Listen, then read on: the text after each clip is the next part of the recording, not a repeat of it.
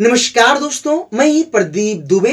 दोस्तों आज आपको हम इस वीडियो में बताने वाले हैं बैंक में रखा हुआ पैसा आपके काम नहीं आ रहा है। क्यों नहीं आ रहा है? क्योंकि आपका अकाउंट फ्रीज ब्लॉक होल्ड हो जा रहा है। आज आपको बहुत सारी बातें बताएंगे जिससे आपको दिक्कत नहीं होगा। अगर आपने अपने घर में अपने बहन की या अपने भाई की या अपने बेटे की शादी के लिए पैसे रखे हैं या आपने इन्वेस्टमेंट किया है तो आपका पैसा बच सकता है। क्योंकि रखा हुआ पैसा अगर आपके काम पे नहीं आया जरूरत पर तो किसी काम का नहीं है।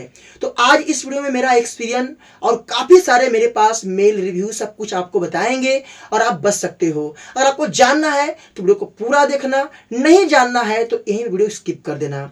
तो मेरा आपसे रिक्वेस्ट है कि वीडियो को लाइक करके सपोर्ट कर देना। अगर आप चैनल पर नए आए हैं तो चैनल को सब्सक्राइब के बेल आइकन को ऑन कर देना।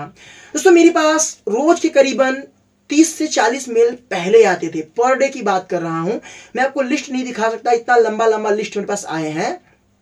एक ही प्रॉब्लम, पेटीएम अकाउंट फ्रीज हो गया।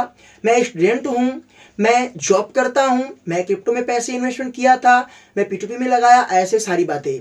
अब अकाउंट फ्रीज हो गया। मेरा 2 लाख था, मेरा 3 लाख था, मेरा 50,000 था, मेरा 10 लाख था, मेरा 15 लाख था, मैं बिजनेसमैन हूं, ये सारी बातें।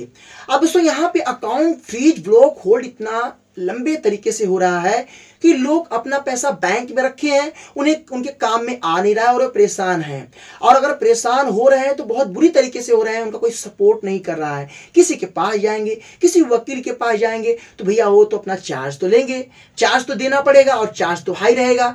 चार्ज पे करते करते थक गए, कोई समाधान नहीं मिला। चलिए हम आपको बताते हैं। पहले आपको कंप्लीट इंफॉर्मेशन देंगे, थोड़ा वीडियो लंबा होगा बट सही तरीका आपको बताएंगे। दोस्तों आपका जो अकाउंट है वो फ्रीज होने के 3 कारण हैं।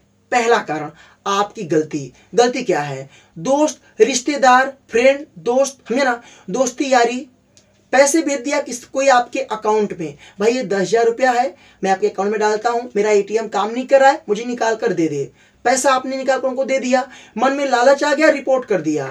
या उन्होंने कोई पैसा फ्रॉड से तरीके से पैसा कमाया था, वो पैसा आपके अकाउंट में आया और जिसका पैसा था साइबर पुलिस में कंप्लेन किया, मल्टीपल अकाउंट फ्रीज हो गया, आपका भी नंबर आ गया। क्या पता लगा आपने 10-50,000 रुपया रखे थे अपने काम के लिए, वो भी काम में नहीं आया, पैसा आपका होल्ड हो गया। क्या करोगे? कुछ नहीं करोगे, बस खाली पछता के रह जाओगे। दूसरा तरीका, दोस्तों आप P2P क्रिप्टो में पैसे इन्वेस्टमेंट करते हैं, सेलर हैं, आपने किसी को सेल कर दिया, पैसे आपको उसने UPI कर दिया, उसको आपने सेल तो कर दिया, उसने पैसे आपको भेज दिया। अब उसको लगा कि ये मुझसे ज़्यादा चार्ज ले लिया है, उसके मन में कोई ऐसी बातें आएगी या वो किसी के संग फ्रॉड करके वो पैसा आपको दे दिया। कहने का मतलब है जैसे मान लो आप एक अकेला पर्सन हो और दूसरा पर्सन आपको पैसे भेज दिया, तीसरे का पैसा उसने हड़प के आपको भेज दिया, वो कंप्लेन किया, आपका अकाउंट फ्रीज हो गया। क्या करोगे? कुछ नहीं करोगे, पछता के रह जाओगे। तीसरा, दोस्तों यहाँ पे तीसरा गलती क्या है आप लोग का कि आप लोग एक ही अकाउंट में सारे पैसे रखते हो, चाहे कुछ भी हो जाए एक ही अकाउंट में पैसे रखोगे। आप ये गलती बहुत बड़ी करते हो। अब दोस्तों इससे बचना कैसे है? देखिए, मैं आपको दुनिया भर की बातें न बताकर काम की बातें करूंगा। दोस्तों यहाँ पे आप लोग जो पैसे एक अकाउंट में रखते हो उसे एक अकाउंट में ना रखें। और हमेशा अगर आप बिजनेस कर रहे हैं या आप पेमेंट एक्सेप्ट कर रहे हैं पेटीएम से या QR कोड से, किसी तरीके से अगर पेमेंट आपने एक्सेप्ट किया तो उस पैसे को किसी अकाउंट में ट्रांसफर मत करो। उस अकाउंट से ही पैसे आप विड्रॉल करो, वो भी बैंक में जाकर चेक से या तो एटीएम से निकालो। अगर वो पैसा किसी अकाउंट में ट्रांसफर करोगे तो उसके अंडर में वो भी अकाउंट आपका आएगा। हमें ना लोग किसी कोई स्कैम करके पैसे कमा रहे हैं, आपको भेज दिया, अगर वो रिपोर्ट करेगा तो पैसा जहां तक जाएगा उस पर साइबर की नजर जाएगी और सारे अकाउंट को फ्रीज किया जाएगा। अब यहाँ पे सवाल आ गया, क्या हमारा अकाउंट अनफ्रीज होता है, अनब्लॉक भी होता है? भैया इसका कोई टाइमिंग नहीं। वैसे तो 90 दिवस के अंदर हो जाता है, बट किसी किसी का 2-2, 3-3, 4-4 साल लगे जाते हैं। कोई बोलता है भैया मुझे 10,000 रुपया दो मैं करवा दूंगा, ऐसे चक्कर में मत पड़ाना, क्योंकि ये मैटर आपका और साइबर पुलिस का है। जिसने कंप्लेन किया वापस लेगा, इसका उसमें उसका रोल रहेगा, तभी वो कंप्लेन वापस लिया तभी आपका होगा। वैसे किसी का रोल नहीं है। कुछ लोग वकील के पास जाते हैं, कंज्यूमर कोर्ट जाते हैं, भैया कोर्ट का कोई जरूरत नहीं है। क्यों? जब तक केस आपका रनिंग में रहेगा तब तक कोई आपका हेल्प नहीं करेगा। है ना? देखो, सबका डिपार्टमेंट अलग अलग होता है, साइबर डिपार्टमेंट अलग है, साइबर पुलिस अलग है, सबका सिस्टम अलग अलग है। तो आप जो भी आपका कंप्लेंट हुआ है, अब आपके काम में अगर कोई ऑफिसर इन्वेस्टिगेट कर रहा है, जांच कर रहा है, तो उनके काम में कोई और नहीं आएगा। अगर वो नहीं कर रहे हैं तब कंप्लेंट आप कर सकते हो। अब फिर अगर आपका अकाउंट फ्रीज ब्लॉक होता है तो 3 कारण से आपका अकाउंट अनफ्रीज हो सकता है। 100% होगा, मैं गारंटी देता हूं। 3 कारण नोट करना। पहला कारण, अगर आपका अकाउंट फ्रीज हुआ है, पहले आपको पता करना है किसने कंप्लेन किया है। अब बोलोगे भैया किसने किया है, मुझे कैसे मालूम पड़ेगा? ये आपको बैंक बताएगा और आपके मेल में उसका डिटेल्स भी आता है, समझे ना। इसके बाद खुद ही साइबर पुलिस से कॉल आता है, आपको भी बताते हैं कि हाँ इस पर्सन ने कंप्लेन किया है।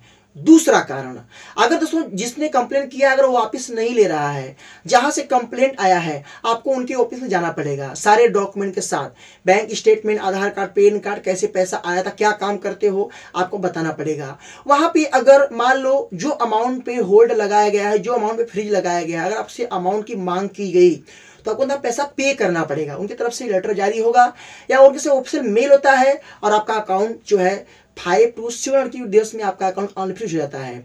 तीसरा तरीका, अगर दोस्तों आपकी गलती नहीं है, आपने किसी से पैसे लिए हैं और उसने कंप्लेन गलत कर दिया है पैसा पाने के बाद, तो फ्रेंड उस पर्सन को आपको नोटिस जारी करना है कि आप ना कंप्लेंट वापस लीजिए, मेरी गलती नहीं है। गलती आपकी नहीं है तो, अगर आपकी गलती नहीं है तो आपका जो पैसा है वो 100% मिलेगा अनफ्रीज होके। बट आपको इसमें एक ही बात है कि आपको जाना पड़ेगा ऑफिस में जहां से कंप्लेंट आया है।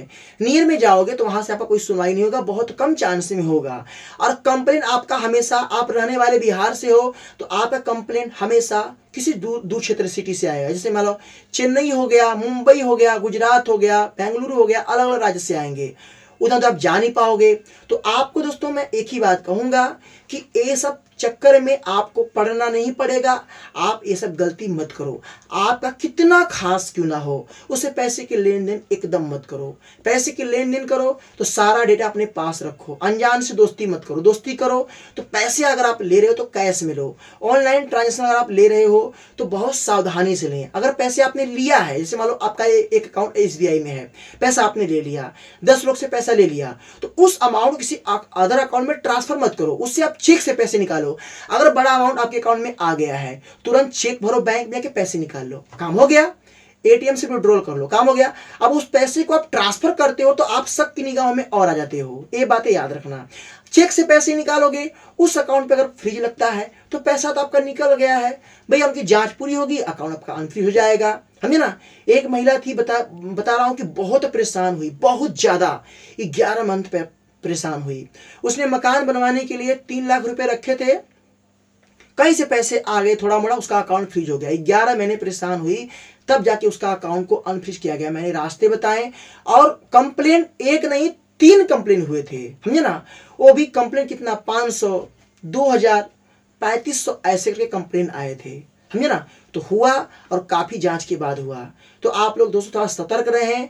पैसा बैंक में रख रहे हो तो बहुत हिसाब से रखें, नहीं तो बता रहा हूं कि आपकी बहन की शादी पड़ जाएगी ना, पैसे निकालने जाओगे, क्या पता आपका अकाउंट फ्रीज है, कुछ नहीं कर पाओगे। जमीन या गहना गिरवी रख के तो शादी करोगे। ये रियलिटी बता रहा हूँ, इसलिए बता रहा हूँ क्योंकि काफी लोग के संग हुआ है। मेरे पास मेल आते हैं, मैं उनकी प्रॉब्लम को रीड करता हूँ, पढ़ता हूँ, देखता हूँ, प्रूफ भी देखता हूँ, तो मुझे लगता है कि कहीं ना कहीं गलती है। तो आप लोग सतर्क रहो, खुद से गलती मत करो। एक ही गलती लाइफ में मत करना, क्रिप्टो में और इन सब में इन्वेस्टमेंट मत करना, दूर रहना जितना हो सके। मेहनत करो, 10 रुपया कम कमाओ, गलती मत करो, समझे ना। तो आपको समझा रहा हूं, समझिए, बाकी आपकी मर्जी। वीडियो कैसा लगा, वीडियो को लाइक करना, दोस्तों में शेयर कर देना। मन में कोई भी सवाल है तो कमेंट कर देना। फिर मिलते हैं नए वीडियो के साथ, तब तक के लिए जय हिंद, वंदे मातरम।